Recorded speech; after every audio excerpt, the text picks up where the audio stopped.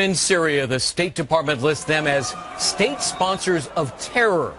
Well, we've been telling you about this alleged plot uncovered this week. The United States saying Iran planned to kill the Saudi ambassador on American soil, maybe blow up a couple of embassies. And, of course, the Iranians continued to pursue their rogue nuclear program. Meanwhile, in Syria, Bashar al-Assad's repressive government there continues to crack down on the protesters. Human rights groups say Syrian forces killed 3,000 people there this year. Well, right now on Capitol Hill, there is a hearing going on dealing with just how the United States should respond to the twin threat posed by these two nations. Here's House Foreign Affairs Committee Chair Elena Ross-Layton pressing the Obama administration on how to respond. Let me be blunt. This planned murder for hire must serve as a wake-up call regarding the determination and capability of the Iranian regime.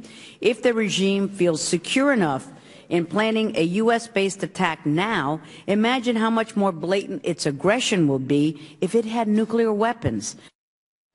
Waleed Phares is Fox News Middle East and terrorism analyst, author of The Coming Revolution, The Struggle for Freedom in the Middle East. And in the interest of full disclosure, Mr. Phares is an advisor to the Mitt Romney campaign. Mr. Phares, always good to see you. Thank you for having me. The United States does virtually no business with Iran, so unilateral action wouldn't achieve very much. It means you have to bring European allies plus Russia and China on board with any meaningful sanctions. But the Russians and the Chinese have never done it before. They're unlikely to do it again. Already they're expressing deep skepticism about this alleged plot. So in the end, won't any effort at serious sanctions prove futile? Well, at the end of the day, first of all, we should begin with disclosing the information about the Iranian plot.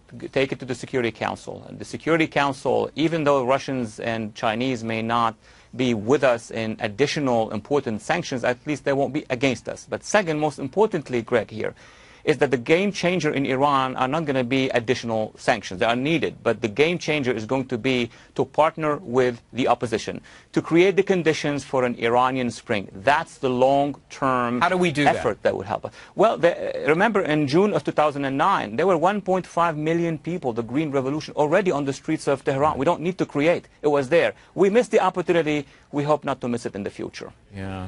What are the options that is being mentioned here by the administration and those on Capitol Hill is to somehow target Iran's central bank, to try to isolate it, which would really hurt the Iranian economy.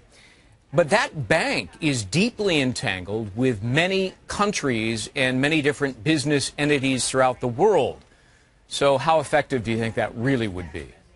Well, the new element now in the equation is that the Saudis have been targeted. And the friends of the Saudis in the Gulf, all these very important financial forces, they need to come. They need to help us in mobilizing because they have partnership, business partnership with many of those who are trading with Iran. So it's not going to be either America or Iran. It's going to be part of the international community or Iran. That will create a different equation. The ruthless Syrian forces have killed reportedly 3,000 of its own people. Always hard to verify these things. They don't let journalists in there. But we have seen some of the images of violence there smuggled out. What do we do about Syria? Well, first of all, we have to recognize what's happening in Syria is just horrific. There is an unarmed opposition which is very courageous, and they have victims every day by the dozens. You're right, it's 3,000 at this point in time. It may go even higher than that. The Syrian regime is backed by the Iranian regime and by Hezbollah in Lebanon.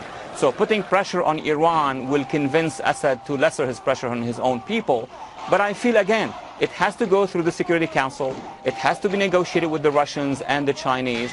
And there's an important player in the region that is Turkey. So the Turkish government could do a lot if we convince them that they are the ones who should begin that pressure. You have suggested that in Iran we help the people there overthrow its government. What about helping the indigenous population of Syria? What can we do? Can we do anything?